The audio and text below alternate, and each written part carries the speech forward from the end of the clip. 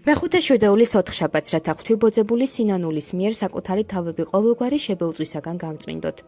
ძმანო და მამანო, თქვენ ჩემი ფეხის წყლულმა დაგამწუხრათ და არა შეუფერებლად, რადგან ჩემი სიხარულისა და მწუხარების ზიარნი ხართ, როგორც თმათ მოყარენი, როგორც მამის მოყარენი, როგორც ღვთის მოყარენი. ამის გამო დარიგებას აქედან დავიწყებ, თუ როგორ ისმენთ, რადგან ვინაიდან ჩემი ცოდვების გამო დავწყულდი, მაშინვე სარეცელისა და მკურნალობის მსაჭიროებელი გავხდი. რის გამოც თქვენთან ყოფნა ამ 3 დღის განმავლობაში ვერ შევძელი, ხოლო ვინაიდან ღმერთის წყალობით განვიკურნე, კვლავ თქვენთან ვარ და თქვენთან ერთად ვცხოვრობ.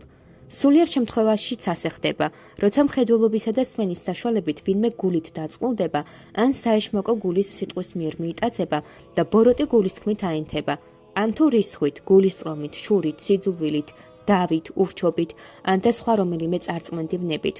ასეც მაშინვე მკურნალობის ძებნა სჭირდება, რაც არის სინანული, გოდება, ტირილი, გულის შემოსვლა და სხვა სინანულის წამლები, ამგვარად განკურნება და თავდაპირველ სიცოცხლესთან დაბრუნება.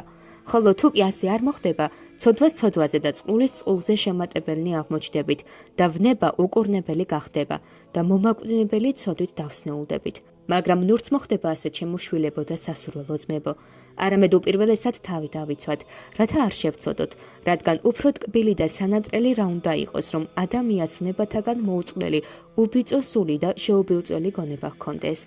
ხოლო თუ კი ცოდვა შეგვემთხვევა, რადგან ჩვენი ბუნება შეცდომის დამშვები და ადვილად ცვალებადია. ცოდვა კი აღსარების, მტკივნეული სინანულისა და მწარე ცრემლების მიერ სწრაფად აღმოფხვრათ. წყლულს 1 საათსაც ნუ დავიტოვებთ განუკურნებლად, ვინაიდან სიკვდილი ქურდია და არ ვიცით რომელ საათზე მოვა, შუაღამისას თუ მამლის ყივილისას.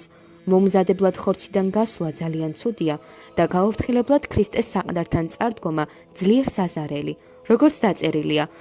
ცხოველ არ სიტყვა იღმრთისაი და ძლიერ და უმკვეთლეს უფრო ის ყოვლისა מחვილისა ორ პირისა და მიმწთომელ ვიდრე განსაყოფილადმდე სულისა და ხორცთა, ნაცხამთა და ტვინთა და გამკითხულ გონებათა და გულის სიტყვათა გულისაითა და არა იარს დაბადებული დაფარული წინაშე ღვთისა, არამედ ყოველნივე შიშველ და ქედდადრეკილარიან წინაშე თვალთა მისთა, რომლის წინაშეც ჩვენი საქმეებისა და გულის სიტყვების გამო პასუხისგება გვევალება და ეს გარდაუვალია და მტკიცე, უკვე თუ მართალი ძნიად ცხომდეს, უხრთო იგი და ცოდვილი სადამდე გამოჩდეს. და თუ კი დანიელ წინასწარმეტყველმა ხილვით სამსჯავრო იხილა, შეეშინდა და განცვიფრდა, ჩვენ რაღა ვქნათ, როცა თავად ამ საქმეებს მივაღწევთ, რომელთა გამოც ამბობს. მდინარე ცეცხლისა დიოდეს წინაშე მისა, 1000-1000 დგეს წინაშე მისა და ბევრი ბერთოგანი მსახურებდეს მას, სამსჯავრო იგი დაეგებოდა და წიგნი განეხვნეს. ასე რომ, როცა ყოველივე ეს აღესრულება, ვინ გაუძლებს, ან ვინ გამოჩდება, ან თუ უშიშარი და მხიარული ვინ იქნება, ვისაც მართალი რწმენა, მოყვასის მიმართ აუმღრეველი სიყვარული და კეთილი საქმეები ექნება, ვისაც მხნეობა და სიწმინდე მოუპოვებია, ვინც მორჩილების შვილი, სათნოების აღსრულებელი და აღთქმის სრულმყოფელი იქნება.